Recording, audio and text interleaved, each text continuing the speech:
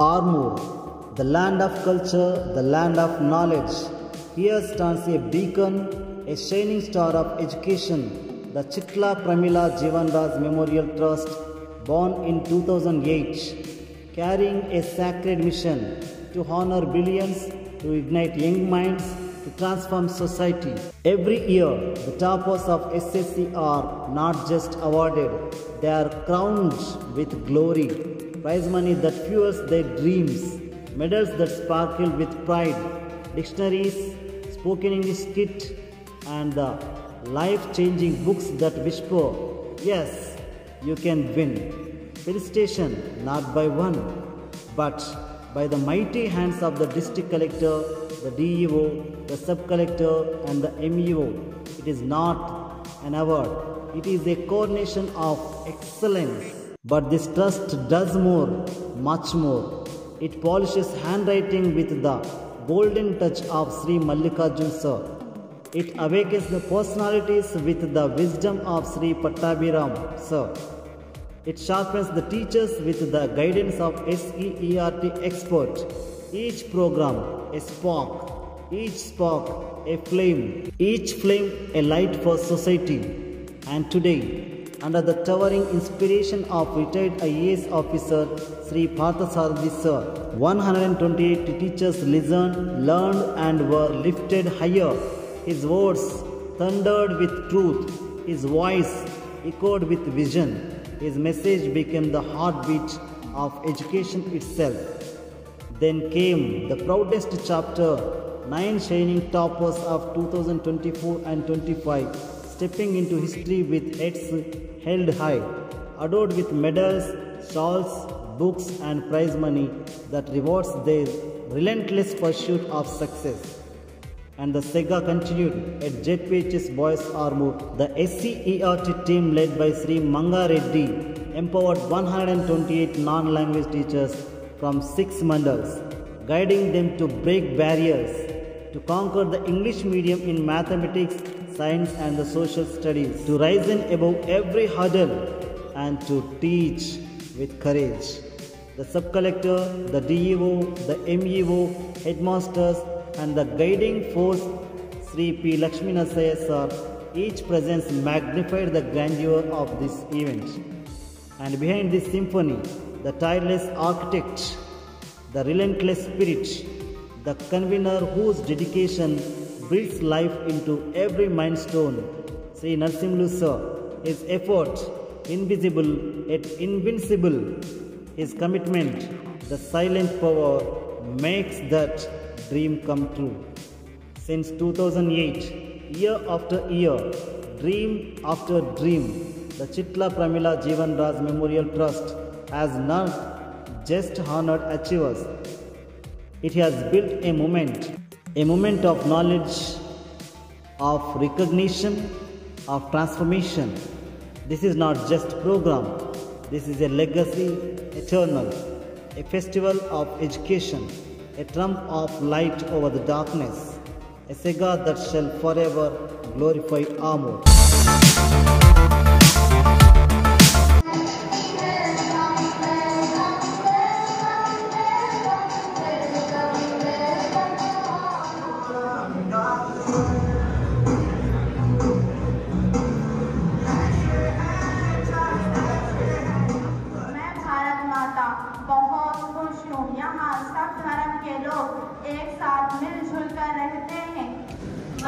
महात्मा गांधी। अब सब मुझे प्यार से मैं हिंसा का साथ कभी नहीं देता, क्योंकि हिंसा से कोई मसला हल नहीं होता।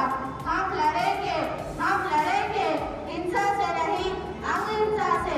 अंग्रेजों भारत छोड़ दो, अंग्रेजों भारत छोड़ दो।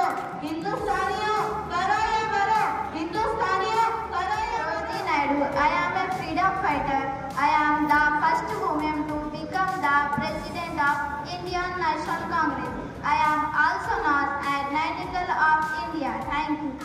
इनकलाब जिंदाबाद, सरफरोशी की तमन्ना अब हमारे दिल में है। देखना है जोर कितना बात होएगा दिल में है। वक्त आने पे बता देंगे तुझे ऐ आसमां, हम अभी से क्या बताएं क्या हम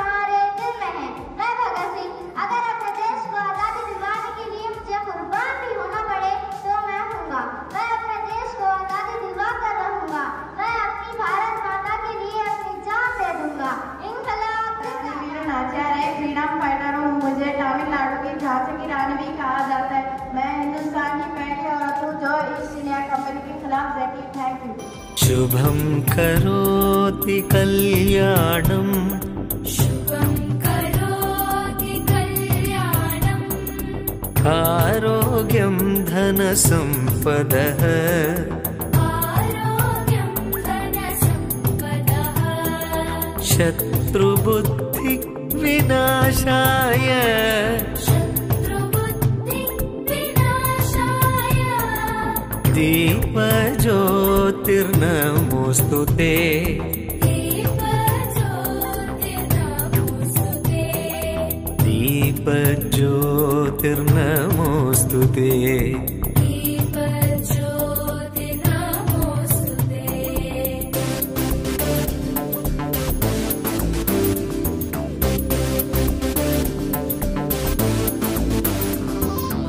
दीपज्योति మరి పెద్దలు పార్థసారథి సార్ గారు ప్రతి సంవత్సరం వివిధ విద్యాస్ఫూర్తి కార్యక్రమాలు నిర్వహిస్తూ ఉపాధ్యాయులకు మరి భాషా నైపుణ్యంలో అయితేనేమి, పిల్లలకు హ్యాండ్ రైటింగ్, మల్లికార్జున సార్ గారి క్లాసెస్ కానీ, అదేవిధంగా పట్టాభిరామ్ సార్ గారితో ఉపాధ్యాయులకు మరియు విద్యార్థులకు మోటివేషనల్ క్లాసెస్ ఇప్పించడంలో కానీ ప్రతి సంవత్సరం 17 సంవత్సరాలుగా వివిధ రకాలైనటువంటి కార్యక్రమాలు నిర్వహిస్తూ విద్యార్థులను, ఉపాధ్యాయులను మరి వారి యొక్క వృత్తిలో సామర్థ్యాలను పెంచుకొని విశేషంగా రాణించాలని ఎంతో అవిరళంగా కృషి చేసినటువంటి పెద్దలు పార్థసారథి సార్ గారికి సభాపక్షాన ప్రత్యేక వందనాలు తెలియజేసుకుంటున్నాం సార్. ఈ సంవత్సరం కూడా ఉపాధ్యాయులకు ఇంగ్లీష్ మీడియం ఆర్డినెస్ దాంట్లో మెలకువలు చెప్పడానికి ఎఫెక్టివ్ టీచింగ్ కోసం ఎన్సీఆర్టీ నుంచి స్టేట్ రీసెర్చ్ పర్సన్స్ కూడా తెప్పించి నాన్ లాంగ్వేజెస్ సబ్జెక్ట్స్ పైన maths, physical science, biological science and social studies ఈ 4 సబ్జెక్టుల మీద మెలకువలు చెప్పించడానికి, అదేవిధంగా గత సంవత్సరం 10వ తరగతి పరీక్షలో ఉత్తమ ఫలితాలు సాధించినటువంటి 6 మండల వివిధ హై స్కూల్స్లో ఫస్ట్, సెకండ్ ర్యాంకర్స్కు మరి నగదు పురస్కారంతో పాటు గోల్డ్ అండ్ సిల్వర్ మెడల్స్, అదేవిధంగా విశేషమైనటువంటి పుస్తక సంపద ప్రతి సంవత్సరం సాధిస్తారు. మరి ఈ ప్రోగ్రాంకి ఈరోజు నిర్వహిస్తున్నందుకు మాకు చాలా సంతోషంగా ఉంది సార్. మరి స్వాగత వచనాలు తెలియజేయవలసిందిగా ప్రధానమంత్రి శ్రీ లక్ష్మీనరసింహ సార్ గారిని ఆహ్వానిస్తున్నాం sir. Welcome sir. Chitla Pramila Jeevan Raj memorial trust ఆధ్వర్యంలో దాని యొక్క వ్యవస్థాపకులు గౌరవనీయులు పార్థసారథి సార్, ఎలక్షన్ కమిషనర్, మాజీ ఎలక్షన్ కమిషనర్, వేదికమైనటువంటి పెద్దలు అందరికీ కూడా మరి ఇక్కడ హాజరైనటువంటి ఉపాధ్యాయులందరికీ కూడా స్వాగతం సుస్వాగతం తెలియజేస్తూ, మరి సార్ గారు గత 17 సంవత్సరాలుగా మరి ట్రస్ట్ ద్వారా విద్యార్థులకు అనేక రకాలుగా సేవలు అందిస్తూ వారిని మంచి పౌరులుగా తయారయ్యడానికి ట్రస్ట్ ఆధ్వర్యంలో సార్ కృషి వినలేనిది. అంతేకాకుండా పాఠశాల వనరుల సమకూర్చడంలో కూడా సారు యొక్క పాత్ర చాలా ఉంది. మరి సారు యొక్క ఈ యొక్క సేవలు ఇక్కడ అందరికీ కూడా స్ఫూర్తిదాయకం. సార్ యొక్క సేవలను మనం కూడా ఒక టీచర్, ఉపాధ్యాయులుగా మరి సమాజానికి తీసుకెళ్ళి మంచి విద్యను అందించడానికి మనవంతు కృషి చేయడానికి మేము సార్ యొక్క స్ఫూర్తితో పనిచేస్తున్నాం. మరి ఇటువంటి కార్యక్రమాలు భవిష్యత్తులో ఇలాగే కొనసాగాలని మేము మనస్ఫూర్తిగా కోరుతూ మరి తదుపరి కార్యక్రమాన్ని ఓం గురుభ్యో నమః. సభకు నమస్కారం. ఈరోజు చిట్ల ప్రమిళ జీవన్ రాజ్ మెమోరియల్ ట్రస్ట్ ఆధ్వర్యంలో నిర్వహిస్తున్నటువంటి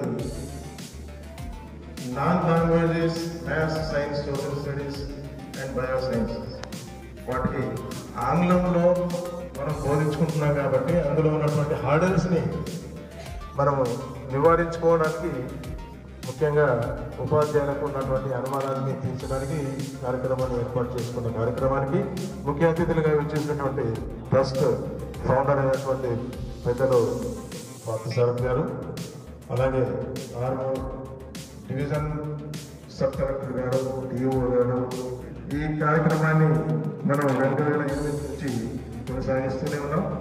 అయితే మనందరికీ అంటే ఇది మొదటిసారి కాదు, మనం గతంలో కూడా మనం పంచుకున్నాం. అందరం కూడా విద్యని అంటే పిల్లల్లో జ్ఞానాన్ని పెంపొందించుకోవడానికి ప్రభుత్వ పరంగా చేస్తున్నటువంటి కార్యక్రమాలకి తోడుగా మనం చేయుత ఇవ్వాలన్న ఆలోచనతో మనం ఈ విద్యాస్ఫూర్తి కార్యక్రమాన్ని ప్రస్తుతంగా నిర్వహిస్తూ ఉన్నాము. అందులో ముఖ్యంగా భాగంగా మొదలు 10th రాసినటువంటి మొదటి సెకండ్ ర్యాంక్ పిల్లలకి అవార్డుతో పాటు వాళ్ళకి స్టడీ మెటీరియల్, అలాగే ఉపాధ్యాయులకు కూడా మరి మంచి శిక్షణ కార్యక్రమాన్ని ఏర్పాటు చేయడం కూడా జరిగింది. మనం క్షత్రియ ఇంజనీరింగ్ కాలేజీలో ఒకసారి మండల స్థాయి ఉపాధ్యాయులకి, అలాగే మండల స్థాయి ఉపాధ్యాయులకి గత సంవత్సరం కూడా ఇలాంటి కార్యక్రమాన్ని నిర్వహించుకున్నాం. మళ్ళీ ఇది 2వసారి కొనసాగింపు. ఈ 2వసారి కొనసాగింపు ఎందుకంటే కొన్ని మార్పులు చేయడం జరిగింది. ఎందుకంటే గతంలో నిర్వహించిన కార్యక్రమంలో అందరినీ ఒకే చోట కూర్చొని 4 సబ్జెక్టులు బోధించడం జరిగింది. కానీ ఈసారి అలా కాకుండా ఒక సబ్జెక్ట్కి ఇంకో సబ్జెక్ట్కి మనం ఇబ్బందులు లేకుండా ఏ సబ్జెక్టులో ఉన్నటువంటి ఉపాధ్యాయులకి ఆ సబ్జెక్టులో సెపరేట్గా కూర్చోబెట్టి డిఫరెంట్ క్లాసెస్లో వర్క్షాప్ నిర్వహించడానికి ఈ కార్యక్రమాన్ని మనం నిర్వహించుకుంటున్నాం. దయచేసి మీరందరూ కూడా మరి మాకు సహకరించాల్సిందిగా కోరుతా ఉన్నాం. ఇంకొకటి, ఇంతకుముందే నేను చెప్పినట్టుగా అవకాశాలు మనకు రావు, చెప్పి రావు అవకాశాలు. కానీ అవకాశం వచ్చినటువంటి ప్రతి సందర్భాన్ని వినియోగించుకోవాలని కోరుతూ ఈ శిక్షణ కార్యక్రమాన్ని లేదా వర్క్షాప్ని మీకున్నటువంటి అనుమానాలని సుస్పర్శన ద్వారా మరి నివృత్తి చేసుకుంటారని ఆశిస్తూ మరి ఈ కార్యక్రమాన్ని కొనసాగించవలసిందిగా కోరుతున్నాను. Thank you.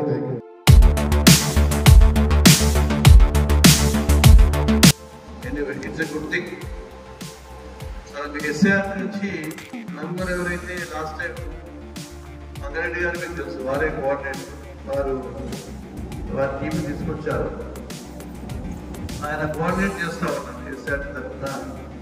రమేష్ మధుసూదన్ ఒకసారి నిలబడండి. బయోసైన్సెస్ మ్యాథమెటిక్స్ మీరు పూర్తిగా లాస్ట్ టైం కూడా వచ్చారు. చారి గారు ఫిజికల్ సైన్సెస్, ఇంకా సోషల్ స్టడీస్ మరి ఇప్పుడు కొత్తగా మనకి ప్రత్యేకంగా మహబూబ్నగర్ జిల్లా నుంచి పొద్దున బయలుదేరి మన కార్యక్రమానికి వచ్చారు. చాలా సంతోషం. విద్యా బోధనకు సంబంధించిన కొన్ని అంశాలు మనం ఇక్కడ చర్చించుకున్న తర్వాత ఇక్కడే కిందే మీ అందరికీ లంచ్ ఏర్పాటు చేశాను. ఆ లంచ్ తీసుకున్న తర్వాత లక్ష్మణ్ గారు మన హై స్కూల్లో 4 రూమ్లు మన కోసం కేటాయించారు. సబ్జెక్ట్ వారిగా లాస్ట్ టైం కామన్ గ్యాదరింగ్ ఉండేది కాబట్టి కాస్త అంటే అందరికీ రిలవెంట్గా లేకుండేవారు ప్రతిదీ మాట్లాడేది. ఇప్పుడు టోటల్లీ రిలవెంట్గా ఉండాలి, ఎక్కువ సమయం దానికి కేటాయించాలి. మీ అనుమానాలు కానీ క్లారిఫికేషన్స్ కానీ తీసుకునే అవకాశం ఉంటుందని చెప్పి 2 గంటల నుంచి ఇక వారి ఇష్టం 1:30, 2 గంటల, 3 గంటల depending on your interest shown by you వాళ్ళు మీతో స్పెండ్ చేస్తారు. మీకు కావాల్సిన ఇన్పుట్ ఇస్తారు, మీతో ఇంటరాక్ట్ అవుతారు. మీకు ఏ క్లారిఫికేషన్స్ ఉన్నా వాళ్ళు ఇవ్వడం జరుగుతూ ఉంది. సో ఈ కార్యక్రమాన్ని తప్పకుండా విజయవంతం చేస్తారని నేను ఆశిస్తూ ఉన్నాను. మన దేశంలో ఎడ్యుకేషన్ వ్యవస్థ చాలా పెద్దది. One of the largest education systems in the world. ఇంత పెద్ద జనాభా, ఇంత వైవిధ్యం కలిగిన మన దేశంలో ఇన్ని భాషలు, ఇన్ని రాష్ట్రాలు, ఇన్ని సంస్కృతులు గల దేశంలో ఎడ్యుకేషన్ చాలా పెద్ద ఛాలెంజ్. మన దేశ గురించి, మన వ్యవస్థ గురించి, సమస్య గురించి మళ్ళొకసారి నేను చెప్పే ముందు ఒకసారి మనం ఎడ్యుకేషన్లో అంటే వరల్డ్లో ఈ దేశాలు చాలా ముందున్నాయి. అవేంటి జస్ట్ ఒక 2 నిమిషాలు నేను నాకు తెలిసిన అంశాలను మీకు తెలియజేస్తాను. మొదట నేను జపాన్తో ప్రారంభిస్తాను. జపాన్లో 1872 అంటే సుమారు 150 సంవత్సరాల కింద వారు ఒక నిర్ణయం తీసుకుని మనం 2011లో రైట్ టు ఎడ్యుకేషన్ యాక్ట్ ఏదైతే పాస్ చేసుకున్నామో మన భారతదేశంలో అలాంటిదే చట్టము వాళ్ళు 1872లో ప్రభుత్వం నిర్ణయించుకొని వారు ఎడ్యుకేషన్ ఒక ప్రాథమిక హక్కుగా గుర్తించి ఆ రాష్ట్రంలో ఉన్న ప్రజలందరికీ ప్రభుత్వ పరంగా విద్యను అందించడం జరిగింది. ఆ దేశంలో ప్రధానంగా ఫోకస్ అంతా క్యారెక్టర్ బిల్డింగ్. మీకు అందరికీ తెలుసు, రెండవ ప్రపంచ యుద్ధం తర్వాత ఈ న్యూక్లియర్ బాంబ్ మనం మాట్లాడుతూ ఉన్నాం. జపాన్ హీరోషిమా నాగసాకి మీద వేయడం అంత కెలమిటీ వచ్చిన తర్వాత ఆ దేశం ఒక్కసారి ఐక్యతతో పుంజుకొని ఎడ్యుకేషన్లో ఉన్న స్ట్రెంగ్త్ కారణంగా ఒక 25 సంవత్సరాల్లోనే ప్రపంచంలో టెక్నాలజీ మొదటి స్థానం పొందిన దేశం జపాన్. జపాన్ అంటే మనకు కార్లు గుర్తొస్తాయి, కెమెరాలు గుర్తొస్తాయి, రోబోట్స్ గుర్తొస్తాయి. ఇప్పుడు హ్యూమనాయిడ్ రోబోట్స్ కూడా జపాన్లో తయారు చేస్తాం. అంటే టెక్నాలజీని ఒక ఉన్నతమైన స్థాయికి తీసుకురావాల్సిన పరిస్థితి ఆ దేశంలో వచ్చింది. అంటే 150 సంవత్సరాల కృషి వల్ల ప్రపంచంలో ఆ స్థాయికి జపాన్ ఈరోజు చేరుకుంది. రెండవ దేశం సింగపూర్. చాలా చిన్న దేశం, చిన్న సిటీ. 1965 అనుకుంటాను మలేషియా నుంచి వారికి స్వాతంత్రం వచ్చింది. సింగపూర్కి వచ్చిన తర్వాత లివాన్ క్యూ అనే అతను ప్రైమ్ మినిస్టర్ అయ్యాడు. ప్రైమ్ మినిస్టర్ అయిన తర్వాత అతను బాగా ఏడ్చాడు. ఎందుకంటే మన బాంబేలో, ఢిల్లీలో ఎట్లాగైతే స్లమ్స్ ఉంటాయో ఆ రకంగా సింగపూర్ ఉండేది 1965. 65 పెద్ద దూరం కాదు. అంటే మనకి స్వాతంత్రం వచ్చిన 4 సంవత్సరాల తర్వాతనే వాళ్ళకి స్వాతంత్రం వచ్చింది. అప్పుడు ఈ బాంబే, ఢిల్లీలో ఏదైతే మనకు స్లమ్స్ కనిపిస్తాయో ఆ రకంగా సింగపూర్ ఉండింది. ఆ ప్రైమ్ మినిస్టర్ ఏడ్చిన తర్వాత ఆయన కనిపించింది, ఇక నా స్ట్రెంత్ ఏం లేదు, వాళ్ళకు ల్యాండ్స్ లేవు, ఇండస్ట్రీస్ లేవు, జీరో రిసోర్సెస్. ఒక జీరో రిసోర్సెస్ ఉన్న ఒక దేశము. ఆయన ఒకటే అనుకున్నాడు, నాకున్న స్ట్రెంత్ ఈ దేశంలో ఉన్న పిల్లలు, వాళ్ళకి కనుక నేను ఒక స్టాండర్డ్ ఎడ్యుకేషన్ ఇవ్వడం, వాళ్ళకి కనుక సరి అయిన శిక్షణ ఇచ్చి నేను డెవలప్ చేసుకుంటే నా దేశం బాగుపడుతుందనే ఒక గట్టి నిర్ణయం తీసుకుని అక్కడ ఇంజనీర్స్ కి ఎంత బాగా ట్రైనింగ్ ఇస్తారో, ఒక సఫాయి కర్మచారి కూడా అంతే క్వాలిటీ ట్రైనింగ్ ఇస్తారు. అంటే ప్రతి సిటిజన్ కి ఏ ప్రొఫెషన్ అయినా, ఏ వృత్తి అయినా సఫాయి కర్మచారి స్థాయి నుంచి ఇంజనీర్ స్థాయి వరకు ఒక క్వాలిటీ ట్రైనింగ్ ఇవ్వడము, వారిని డెవలప్ చేయడం జరిగింది. ఆ దేశంలో అది ప్రధాన విషయం సింగపూర్లో. ఇప్పుడు per capital income one of the highest దేశం సింగపూర్. దేశంలో కూడా పొలిటీషియన్స్ వాళ్ళ స్పీచ్లు ఇస్తూ ఉంటే సింగపూర్ను మనం మోడల్ చెప్తా ఉంటాం. మూడవ దేశం మన పక్కన దేశం చైనా. చైనా కూడా మనకంటే అభివృద్ధి చెందిన దేశం కాదు. 90s కన్నా ముందు 90sలో డెంగ్ జియోపింగ్ వచ్చిన తర్వాత అతను ప్రపంచంలో ఉన్న దేశాలన్నీ తిరిగి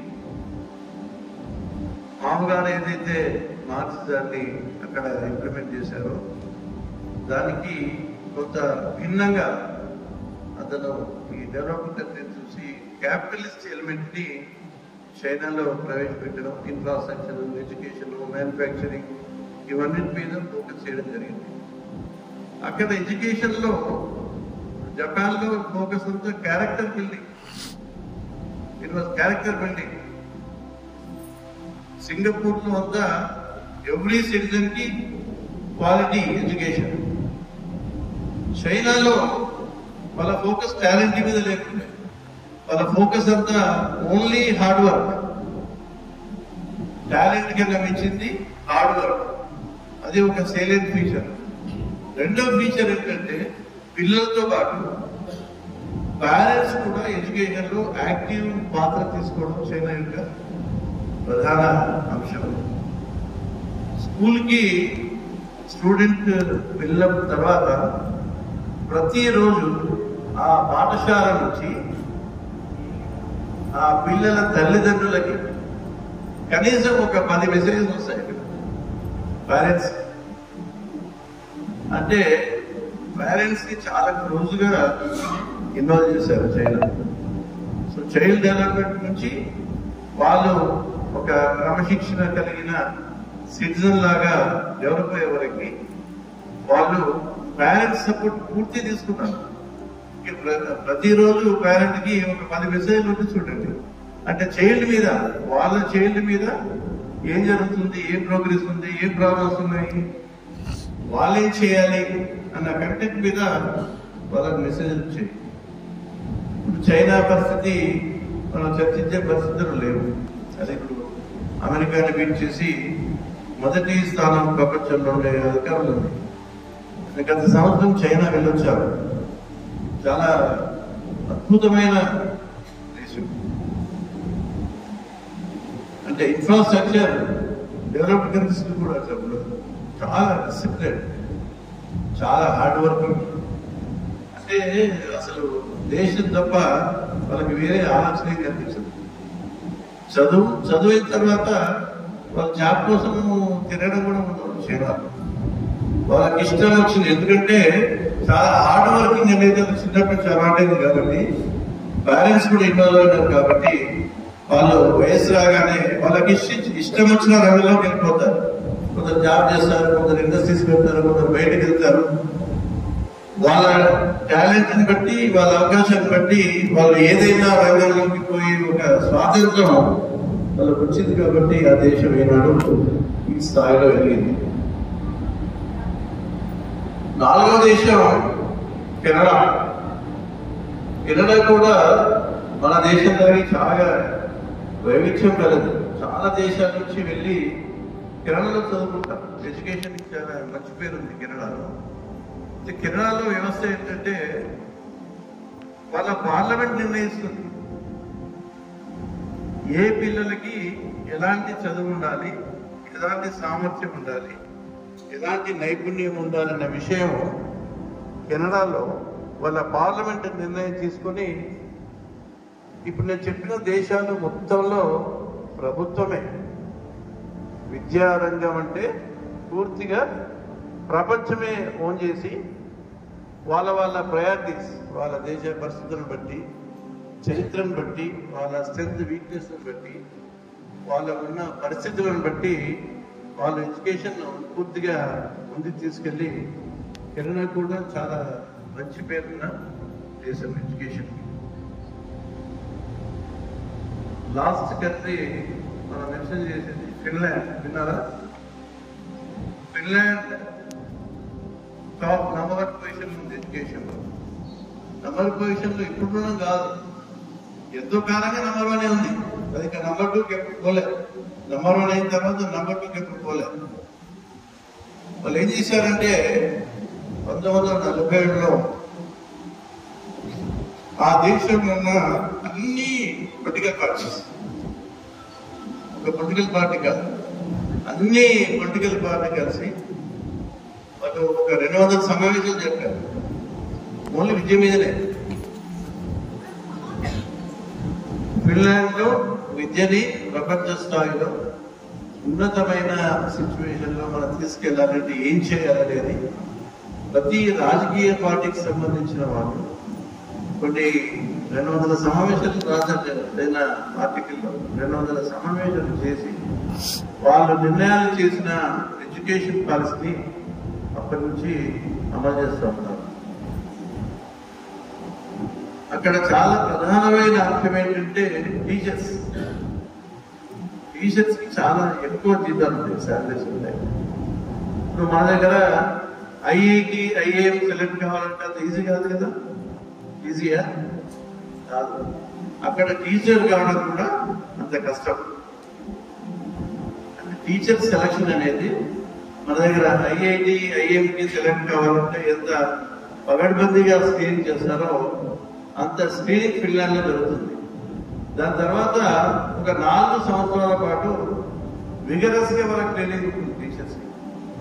దాని తర్వాతనే టీచర్స్ వస్తారు. అక్కడ ఎడ్యుకేషన్ సిస్టమ్ లో మన ఎంఏఓ లాగా డిప్యూటీ డిఓ డిఓ వీళ్ళు ఇన్స్పెక్ట్ చేయడం ఉంది అన్న వ్యవస్థ.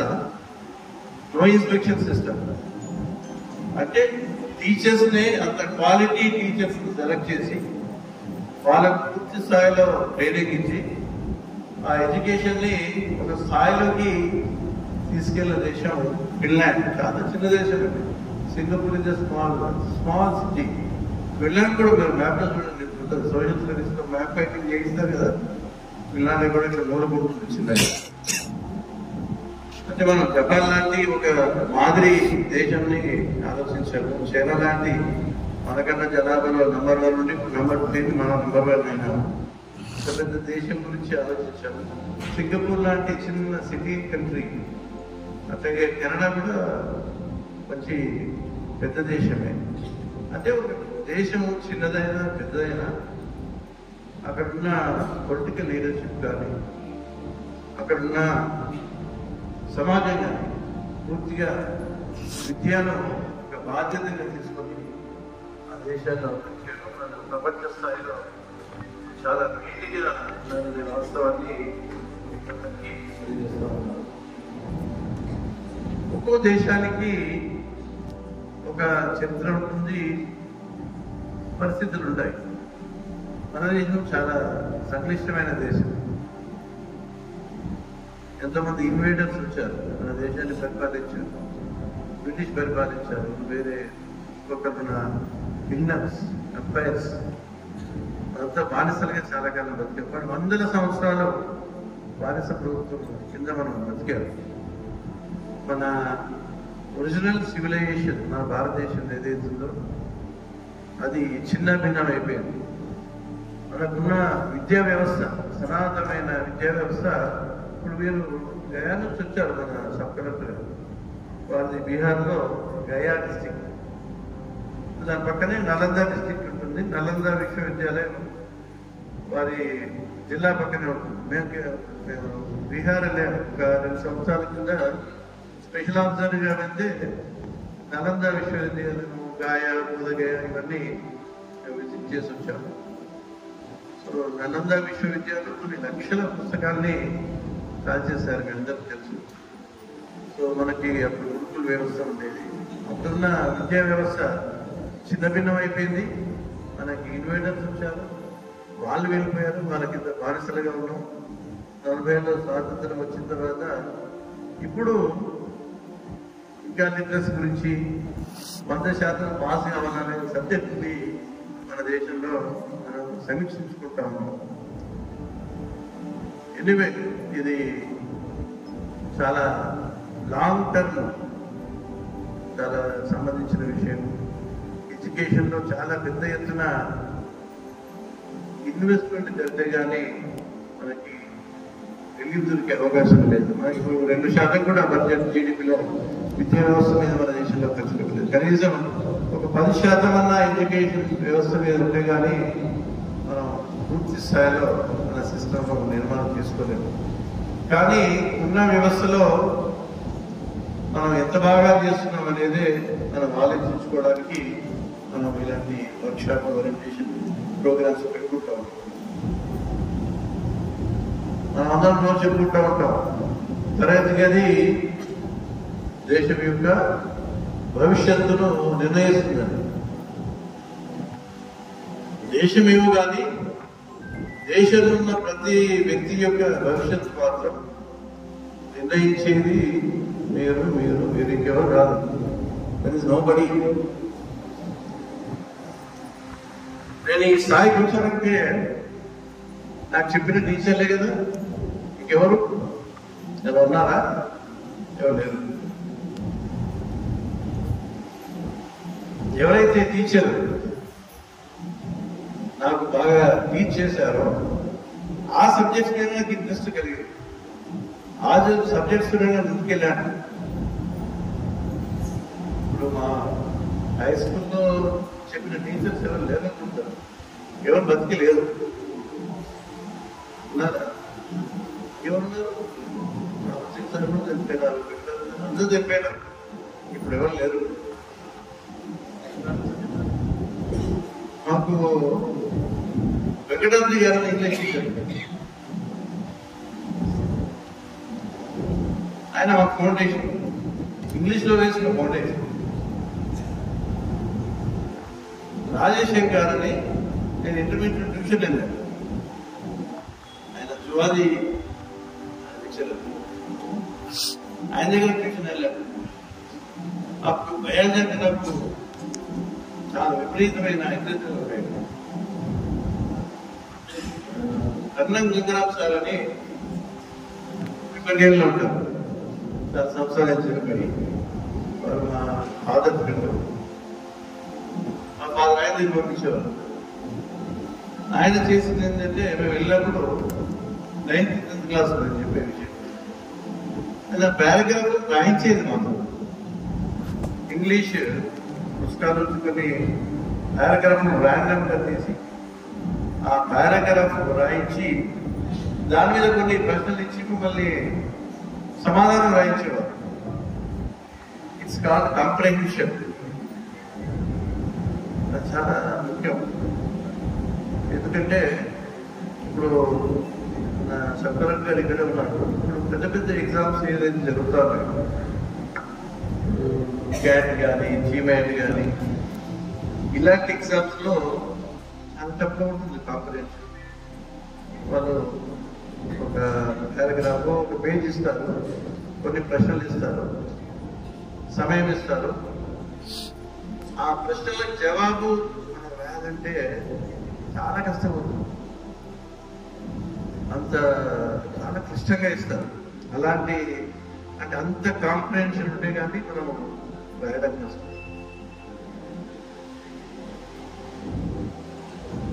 ఎవరైతే నాకు బోధించారో, నేను జిల్లా కలెక్టరే చేశాను కరీంనగర్లో. ఒకసారి జిల్లా పరిషత్ హాల్లో మేము టీచర్స్ చేసుకున్నాం. అప్పుడు వీళ్ళిద్దరూ బతుకున్నారు, వెంకటాద్రి సార్ తర్వాత వీళ్ళిద్దరు పిలిచి నాకు సన్మానం చేసుకునే ఒక భాగ్యం కలిగింది. మన జిల్లా వాళ్ళు మెట్పల్లిలో ఆ ఏరియాలో వెంకటాద్రి సార్ ఉండేటప్పుడు రాజేశ్వర్ సార్ సార్ వాళ్ళిద్దరిని కరీంనగర్ భార్య భర్తలు వచ్చి వారికి సన్మానం చేసి ఆనర్ చేసే ఒక అవకాశం. టీచర్ని ఎవరు మర్చిపోరండి.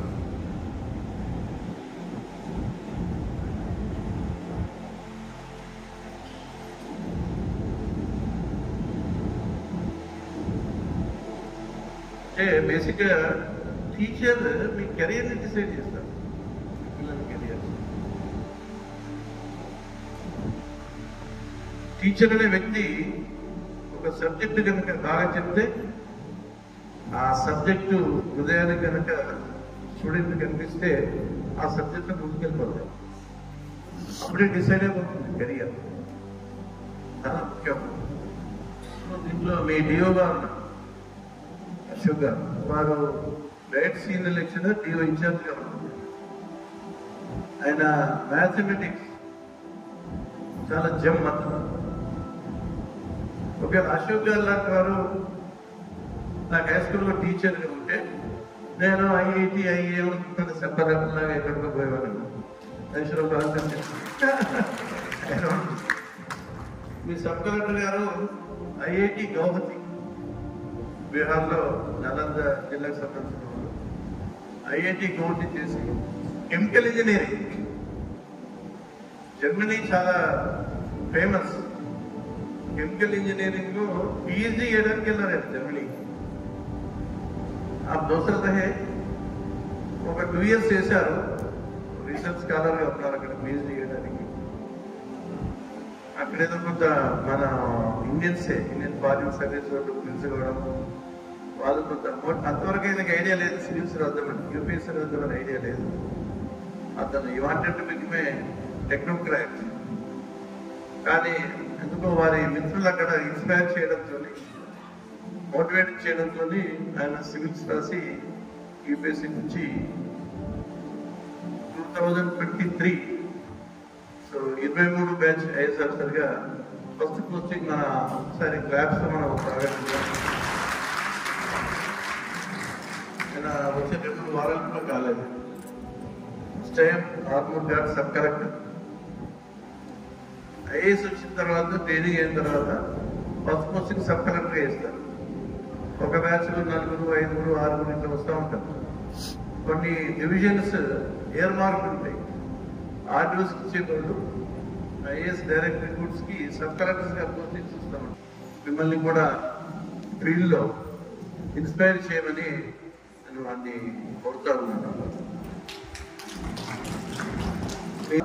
Basically is an academician. Diet అంటే ఎస్సీఆర్టీ, డైట్ ఇవన్నీ ట్రైనింగ్ ఇన్స్టిట్యూషన్స్, అకాడమిక్ ఇన్స్టిట్యూషన్స్. ఇవన్నీ ఫ్రెష్గా ఎవరో టీచర్స్ సెలెక్ట్ అయినా వాళ్ళు శిక్షణ ఇస్తూ ఉంటారు. సో అశోక్ గారు కూడా మీకు డిఓగా ఉండడం ఒక రకంగా మీ అదృష్టంగా నేను భావిస్తున్నాను. ఈ కార్యక్రమం చేసిన తర్వాత వారు దీని అమలు ఎలా జరుగుతుందంటే చూస్తాను సార్, తప్పకుండా నేను బాధ్యత తీసుకుంటాను. మీరు ఇంత ఇంట్రెస్ట్తోని ఈ కార్యక్రమం ఏర్పాటు చేస్తున్నారు కాబట్టి నేను ఫాలోఅప్ మీద నేను కూడా స్కూల్స్ విజిట్ చేస్తాను. ఎంత ఎఫెక్టివ్గా మన టీచర్స్ ఈ కార్యక్రమాన్ని అమలు చేస్తున్నారు అనేది నేను సమీక్షిస్తాను, వాళ్ళకి సలహాలు ఇస్తానని మాట చెప్పారు. పేరెంట్ సెంటర్స్ ఎడ్యుకేషన్ అంటారు. పేరెంట్ సెంటర్ అంటే కార్పొరేట్స్, ప్రైవేట్ స్కూల్స్. అంటే తల్లిదండ్రులు చిన్న ఎల్కేజీ, యూకేజీలో చదివించడానికి 1,00,000 నుంచి హైదరాబాద్లో 5 లక్షల వరకు సంవత్సరానికి పే చేస్తాం. ఇంటర్నేషనల్ సిలబస్ 5 లక్షల వరకు అవుతుంది. ₹1,00,000 నుంచి 5 లక్షల రూపాయలు PP2, PP1. So corporate schools అన్నమాట. వాళ్ళకి మరి స్టేట్, నేషనల్ ఏది నాకు తెలియదు, నాకు అవగాహన లేదు సిలబస్ మీద. అంత డబ్బు ఖర్చు ఎవరు పెడుతున్నారు? ఇది తల్లిదండ్రులకి ఎవరికైతే సాహస్తుందో వాళ్ళు మా పిల్లలు వాళ్ళ జీవితంలో బాగా ఎదగాల, ముందుకు పోవాలా, షేర్ కావాలని చెప్పి బాగా ఖర్చు పెట్టి చదివిస్తున్నారు. కాబట్టి ఈ ప్రైవేట్ కార్పొరేట్ ఎడ్యుకేషన్ని నేను పేరెంట్స్ సెంటర్ ఎడ్యుకేషన్ అంటాను. ఎందుకంటే పేరెంట్స్ కారణంగా, స్టూడెంట్స్ కారణంగా కాదు, టీచర్స్ కారణంగా కాదు, పేరెంట్స్ కారణంగా ఆ ఎడ్యుకేషన్ సిస్టమ్ కొనసాగుతాం. రెండవ సిస్టమ్ టీచర్ సెంటర్. మీ వ్యవస్థ, టీచరు అండ్ అడ్మినిస్ట్రేషన్ అక్కడి గవర్నమెంట్ ఆదేశాలు ఇస్తుంది, ఈఓలు ఆదేశాలు ఇస్తారు, టీచర్స్కి ప్రోగ్రామ్స్ కండక్ట్ చేస్తారు, ట్రైనింగ్స్ కండక్ట్ చేస్తారు, రివ్యూ చేస్తారు, మీకు రిపోర్ట్స్ అడుగుతారు. Administration teachers oriented. This is second type of education system. ఈ 2 సిస్టమ్స్ ఇప్పుడు ఉన్నాయి మన సొసైటీలో ప్రధానంగా. ఒకటేమో పేరెంట్స్ సెంటర్డ్, ఇంకోటి టీచర్ సెంటర్. టీచర్ సెంటర్ అనేది అడ్మినిస్ట్రేషన్ సెంటర్, అంతా ఒకటే. కానీ అల్టిమేట్ గా స్టూడెంట్ సెంటర్డ్ ఎడ్యుకేషన్ కోసం నేను కలగంటాము. స్టూడెంట్ సెంటర్స్ ఎడ్యుకేషన్ కనుక మనకు అమలు జరిగితే అప్పుడు మనకు మంచి ఫలితాలు వస్తాయి. మీ అందరికీ తెలుసు, ఇప్పుడు ఈ ఎవరైతే పిల్లల మీదుగా చదువుతా ఉన్నారో, సోషల్లీ బ్యాక్వర్డ్, పూర్, అంత ఫ్యామిలీ డిస్టర్బెన్సెస్ ఉంటాయి. పిల్లల్ని మీకు హ్యాండ్ ఓవర్ చేసేసారు. చాలా వరకు పేరెంట్స్ వాళ్ళకి తెలియదు, బాబు ఏం చేయాలో కూడా తెలియదు. స్కూల్లో ఏం చేస్తే మావాడు ఏదో ఉద్యోగం చేసుకుంటాడు, బాగుపడతాడు, దట్స్ ఆల్. స్కూల్కి పంపిస్తారు. వాళ్ళకి ఇంకా కొద్దిగా మిడిల్ క్లాస్ పేరెంట్స్ కూడా ఏం చేస్తారంటే వాళ్ళు ఇన్స్ట్రక్షన్స్ ఇస్తారు పిల్లలకి, లేకపోతే సలహాలు అని ఇస్తారు. అరే చదువుకోపో, తొందరగా పో, ఏమాడుకుంటూ చదువు, సినిమాకి టీవీ చూసినప్పో, చదువు దే గివ్ ఇన్స్ట్రక్షన్స్, లేకపోతే సలహా ఇస్తారు, అడ్వైజర్. బాగా చదువుకోవడం కష్టపడితే కదా నీకు మంచి పోస్ట్ వచ్చేది, జాబ్ వచ్చేది, మాలాయన ఉంటావా, మాలాయన కూలీ చేస్తావా, మాలాయన బతుకుంటాయని అని సలహా ఇస్తుంటారు. ఈ 2 రకాల ఇన్స్ట్రక్షన్స్ పేరెంట్స్ ఇస్తారు. కానీ పేరెంట్స్ పిల్లల్ని దగ్గర కూర్చొని పెట్టుకొని ఆప్యాయంగా అడిగి ఏం చదువుతున్నావు, ఏ సమస్య నీకు అర్థమవుతుందా ఏంటి అనేది డెప్త్గా వెళ్ళి వాళ్ళకు సమయాన్ని ఇచ్చి సమీక్ష చేసే అవకాశం మీ స్కూళ్ళలో చదివే పిల్లలకి నాకు అర్థమైనంత లేదు. Hand over children to teachers. కాబట్టి మీ పాత్ర చాలా ఇంపార్టెంట్ అని నేను చెప్తా ఉన్నాను. మీ బాధ్యత ఎక్కువ ఉంది. పిల్లలు ఏం కావాలన్నా మీ బాధ్యతలే. వాళ్ళు ఏం లేదండి, ప్రొద్దున వస్తారు, ఎన్ని గంటలకు స్టార్ట్ అవుతుంది, 8:30, 9 గంటలకు స్టార్ట్ అవుతుంది, 4 గంటల వరకు ఉంటారు. మీరు మేజర్ టైం రోజులో స్కూల్లో ఉంటారు, అంతే కదా. పిల్లలు మేజర్ టైం స్కూల్లో ఉంటారు. అంటే ఇద్దరు మేజర్ టైం స్కూల్లోనే గడుపుతారు. స్కూల్ నుంచి ఇంటికి పోయిన తర్వాత గంటలు ఆడుకుంటారు, వాళ్ళ తల్లిదండ్రులు భోజనం పెడతారు, అంతేనా. మార్నింగ్ లేవడము, స్నానం చేయడం, మీ దగ్గరికి వచ్చేసేయడం. సో మేజర్ టైం మీ దగ్గరే ఉంటారు. కాబట్టి మీకు వాళ్ళకుండే అనుబంధం చాలా ప్రధానమైన అనుబంధం అని మీరు గుర్తించారు. అల్టిమేట్ గా మనం టీచర్స్ కంటే ముందు మనుషులమనే విషయం మనం గుర్తుపెట్టుకుంటారు. ఎందుకంటే టీచర్ గా ఇప్పుడు సరే కొట్టే తిట్టే వ్యవస్థ లేదని అనుకుంటున్నారు. కొట్టారు ఎప్పుడన్నా? కొట్టే వ్యవస్థ లేదు, తిట్టే వ్యవస్థ కూడా లేదు, అది పోయింది. సో కనీసం వాళ్ళతో ఆప్యాయంగా ఉండి వాళ్ళని మోటివేట్ చేసి చదివించే బాధ్యత మీరు తీసుకుంటారని నేను ఆశిస్తా ఉన్నాను. ఇప్పుడు ఎగ్జిస్టింగ్ సిస్టమ్ ప్రాబ్లం అంటే లాస్ట్ టైం చాలా 1 hour 15 minutes నేను మాట్లాడాను. లాస్ట్ టైం సెషన్ మీరు అందరూ విన్నారు. మీకు ఏదో 25% నాకు గుర్తుంటుంది. మెయిన్ ప్రాబ్లం ఏంటంటే మీరందరూ హైలీ క్వాలిఫైడ్, టాలెంటెడ్, ఎక్స్పీరియన్స్డ్, చాలా కాలంగా టీచర్గా వర్క్ చేస్తున్నారు. డైరెక్ట్ ట్రైనింగ్ అయినా రీసెంట్ ట్రైనింగ్స్ అవుతూ ఉంటాయి. అబ్జర్వేషన్ లెవెల్స్ ఆఫ్ కెపాసిటీని చూసుకొని స్లో లర్నర్లా, ఫాస్ట్ లర్నర్లా ఇవన్నీ గమనించుకొని వాళ్ళకి జ్ఞానంతో పాటు కొంత ఆనందాన్ని ఇవ్వగలిగితేనే పిల్లల మీద ఉంటారు. లేకపోతే ఏం జరుగుతుందంటే ఇంట్రెస్ట్ లేదనుకోండి పిల్లాడికి, మీరు ఊరుకోరు కదా, కూర్చుని పెడతారు కదా, కూర్చుంటాడు. 6th క్లాస్ నుంచి 10th క్లాస్ వరకు కూర్చుంటాడు మీ క్లాస్ రూమ్లో. 9 గంటల నుంచి 4 గంటల వరకు కూర్చుంటాడు స్టూడెంట్. చప్పుడు చప్పుడు చేసి మీరు తింటారు కదా. కాబట్టి ఇది ఏం జరుగుతుందంటే నేను గమనించాను, ఒక కల్చర్ ఏంటంటే మన సిస్టంలో ఎల్కేజీ నుంచి యూనివర్సిటీ వరకు ఎవ్రీబడి ఈజ్ మెయింటైనింగ్ సైలెన్స్ అండి. పిల్లలు చిన్న ప్రైమరీ స్కూల్ పల్లెటూరుకి వెళ్తే మేము కరెక్ట్గా ఉన్నప్పుడు చూసేవాళ్ళం కదా, ఒక కట్టనగా పడుతుంది సైలెన్స్. క్లాస్ లో వినిపించే ప్రధానమైన పదం సైలెన్స్. ఎల్కేజీ నుంచి యూనివర్సిటీ వరకు ఇదే. యూనివర్సిటీ స్టూడెంట్స్ కూడా ఇప్పుడు యూనివర్సిటీ పీజీ చేశారు. అంటే ఎల్కేజీ నుంచి పీజీ వరకు సైలెన్స్ గా ఉన్నారు. 10th రోజు కూడా సైలెన్స్ గా.